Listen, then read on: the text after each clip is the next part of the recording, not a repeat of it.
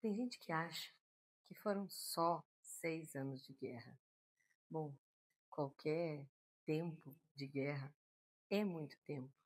E essa, no caso, não era nem a primeira vez, já era a segunda vez que o mundo entrava todo em guerra. E o mais complexo para alguns, para entender o tempo dessa guerra e o avanço, é justamente essa cronologia. E eu vou explicar para você, bem rapidinho.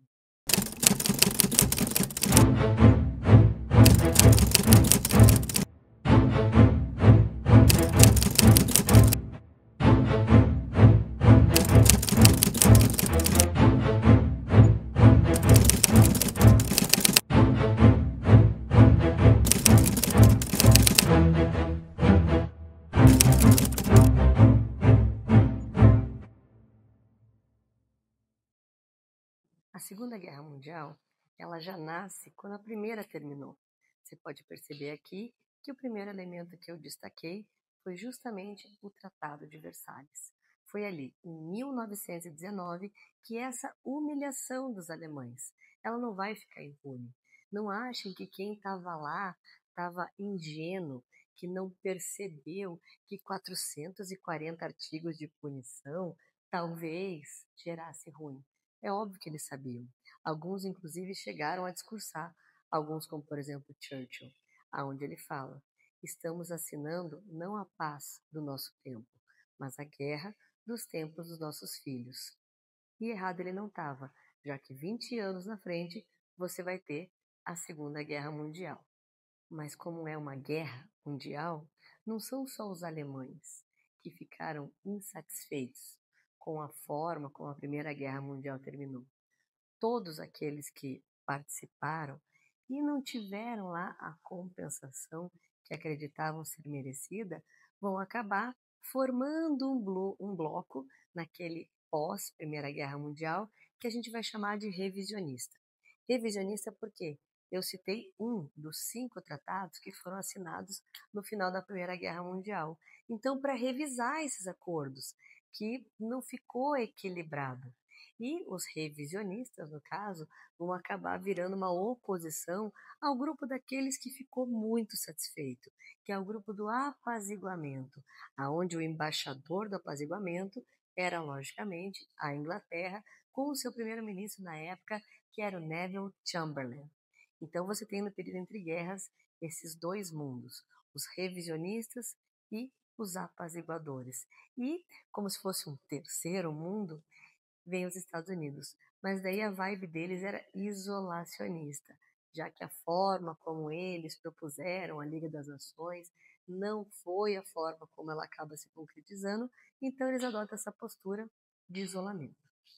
O descontentamento vai fazer com que alguns países, como por exemplo, destaquei aqui a Itália, tenham um ambiente propício para a ascensão desses líderes que vão estar aí, né, se aproveitando dessa indignação nacional e dessa vontade de ter alguém que coordene eles para justamente eles poderem ter o que eles merecem, ter valido a pena e se estruturar naquele mundo do começo do século XX, que ainda era um mundo muito competitivo em virtude do imperialismo. E para tudo, né, ter um pouquinho de querosene, você vai ter aqui, ó, joga lá no fogo isso que é a crise de 29. Então essa crise do capitalismo liberal acelera essa descrença para alguns na democracia, aonde essa coisa meio frouxa, ela permite, né, a entrada de elementos que não vão saber gerenciar um país e os setores econômicos do modo correto, e ao mesmo tempo cresce as pessoas, o número, os grupos de pessoas que ficam cada vez com mais interesse, quem sabe naquela alternativa ao capitalismo que era o socialismo ou o comunismo soviético. Por quê? Porque, lógico, numa crise, aqueles que mais sofrem são sempre as camadas mais baixas. Daí, justamente na nação que foi aquela que foi humilhada no Tratado de Versalhes, você vai ter a crise de 29 quase como sendo um trampolim para um cara pular direto para o governo, direto para o poder. Porque a piscina que ele tinha era um bando de pessoas desiludidas e clamando: será que alguém aí tem a solução para todas essas punições e todo esse nosso sofrimento que só piorou? E daí vem este cara com essas ideias de raça ariana, espaço vital e militarismo, e tentou um golpe em 1925, não teve sucesso, e foi crescendo nesse partido dentro do Reichstag, que é o parlamento alemão, aos poucos, até em 1933 ele chegar a chanceler. E o infortúnio para a nossa história é que em 34, quem ocupava o cargo de presidente morre, que era o Marechal Hindenburg, e ele vai então concretizar os dois cargos e virar o Führer. Coloquei na nossa linha ele ascendendo aqui ao poder. E muito rápido ele já mostra as garrinhas. Tá pequeno aqui, mas em 1938, eu tô quase na guerra. Acontece a Conferência de Munique. Uma conferência onde você se lembra, falei aqui no começo do vídeo, sobre o apaziguamento, aonde o Hitler ele vai estar requisitando territórios da então recém-criada Tchecoslováquia, a região dos Sudetos. E nessa conferência, lá na Alemanha, vão falar da Tchecoslováquia, mas não vai ter nenhum tcheco representando eles. E vai ser cedido aquele território, como se fosse uma compensação pela forma como eles trataram a Alemanha antes, que foi pesada demais. Então vai se deixando, né, essa política internacional muito permissiva para Hitler. E os tchecos, lógico, em desvantagem. O acordo era só a ocupação da Alemanha nazista dos Sudetos. Mas ele pega tudo. E o apaziguamento, bom, começa a ficar abalado. Até que a gente chega naquela data ícone do início da Segunda Guerra Mundial, que foi a invasão da Polônia. Uma invasão que a gente sabe orquestrada pela dupla, a dupla que já tinha feito um acordo, que foi o Tratado Nazi-Soviético, uma dupla de inimigos, que era Hitler e Stalin. Então, parte desses tratados, do Tratado Nazi-Soviético, que na verdade o nome oficial é Ribbentrop-Molotov, era essa cláusula secreta de invadirem a Polônia e rasgarem ela e dividirem ela. Começa a Segunda Guerra Mundial. Então, nesse momento é que vai, por exemplo, aparecer aquela propaganda dos britânicos muito famosa na moda durante um tempo, que foi Keep Calm and Carry On. Porque do tipo, de novo a gente está em guerra, só que agora, gente, não é mais 4 anos, vão ser 6 anos. E daí aqui a gente vai ter mais ou menos umas 8 vezes mais mortes, somando todos os países, do que você teve na Primeira Guerra Mundial. Até porque as próprias tecnologias, né, elas mudam. E quando começa essa guerra, eu destaquei aqui alguns pontos, são tantas coisas acontecendo de modo concomitante para você ter essa cronologia clara na tua cabeça. Ela começa e rapidamente, por causa tática da guerra relâmpago, o Hitler já vai dominar toda a Europa Ocidental. Eu fico imaginando esse cara na sala dele com um mapa da Europa, aonde ele tinha tomado França, Bélgica, Holanda, Dinamarca, Noruega, tentou ocupar a Grã-Bretanha, mas não deu. Ele vai perder e vai perder feio na Batalha da Inglaterra. E, como ele ocupou parte da França e metade virou a República de Vichy, que era uma república colaboracionista, acabou que o norte da África também era ali uma área, né, de influência nazista. E como ele já tinha feito uma aliança com o ditador italiano, que era o Benito Mussolini, também estava resguardado na sua fronteira ali da parte sul, porque a Península Itálica estava junto com ele. E ele teve também, né, várias nações ali do leste europeu que acabaram, né, se rendendo, enfim, sendo colaboracionistas, e isso dá para ele aquela amplitude, né, de locais aonde estão sob domínio dele. Sabendo disso, que em 1940 ele tem toda essa vasta área, vamos dizer assim, em grande parte dominada, meio que faz sentido ter sido ele que quebrou o que tinha sido acordado lá no Pacto de Não Agressão, que era 10 anos. 10 anos de neutralidade mútua. Não deu nem dois, é ele que vai invadir a União Soviética por meio da Operação Barbarossa. E o que, né, vai ser concomitante a isso e vai acabar prejudicando bastante este plano do ditador nazista, vai ser o ataque japonês à base norte-americana no Havaí de Pearl Harbor.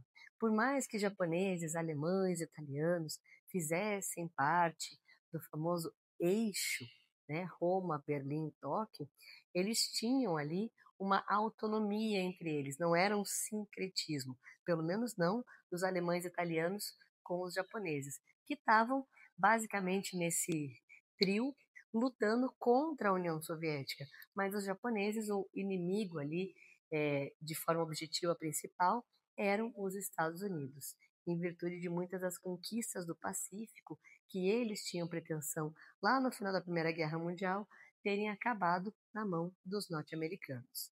E continuando na nossa sequência de montagem rápida desses eventos, como eu prometi para vocês, destaquei aqui para vocês, já que eu estou falando dos japoneses querendo, né, ampliar os seus domínios no Pacífico, já que eles precisaram provar a sua autoridade econômica, e isso vem também pela autoridade territorial no final da Primeira Guerra Mundial, que não foram respeitados em virtude do darwinismo social, que dizia que umas raças eram inferiores à outra, você vai ter essa batalha aqui muito importante, que é a Batalha de Midway. Então, é um dos confrontos, né, mais icônicos desses dois gigantes se enfrentando no mar, que era, no caso, Estados Unidos e Japão.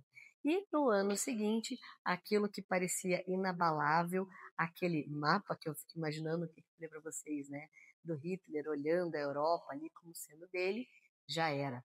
Começa a derrocada. Por quê? Em 43 você tem a primeira grande derrota nazista com a Batalha de Stalingrado, chegando ao fim e vitória da União Soviética. Só que não foi só essa batalha. Para vocês terem uma ideia, 77% das divisões nazistas, quem venceu foi o Exército Vermelho.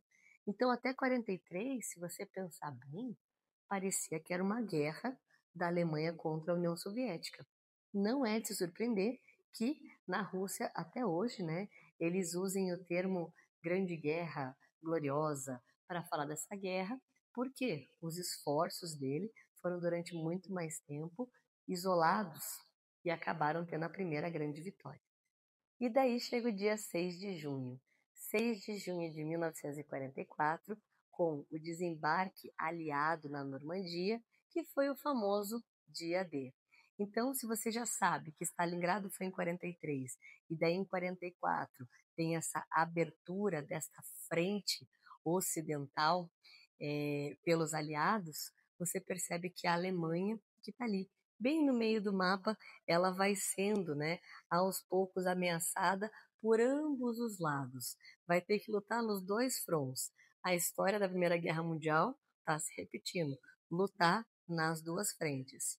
E nesse conjunto todo de batalhas, enfim, muitas histórias de espionagem, muitas tecnologias, né, sendo feitas, você não pode esquecer também das conferências, aonde eu destaquei duas aqui, a Conferência de Casablanca e a Conferência de Teherã, aonde na Conferência de Casablanca fica, né, já acordado uma rendição incondicional dos alemães. Então, antes de terminar a guerra, eles já sabiam o que eles iam exigir.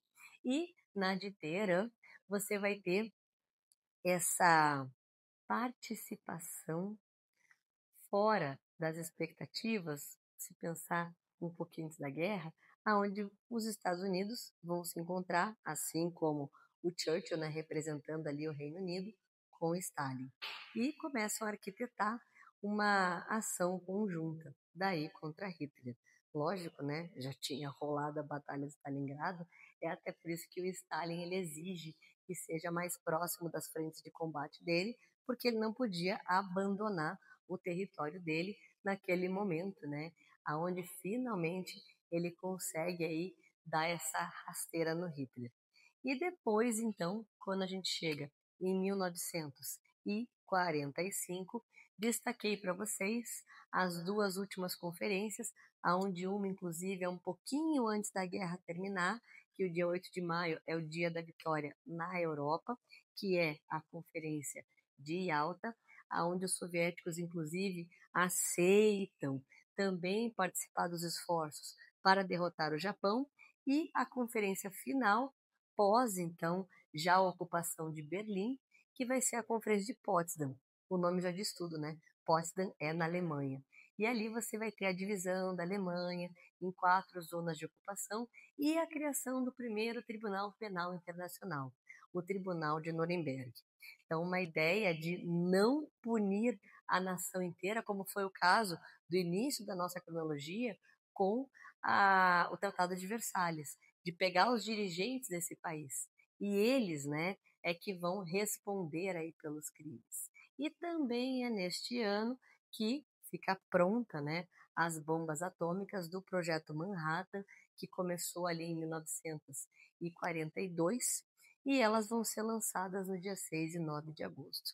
Tem muitos detalhes dessa história, tem muitas curiosidades e vou contá-las aí ao longo de vários vídeos. Mas se você chegou até aqui, por gentileza, deixa teu like. Se não se inscreveu, se inscreve, ativa o sininho e pode me escrever se você tiver alguma dúvida, se você tiver alguma sugestão, porque eu estou aqui adorando sempre contar a história para vocês.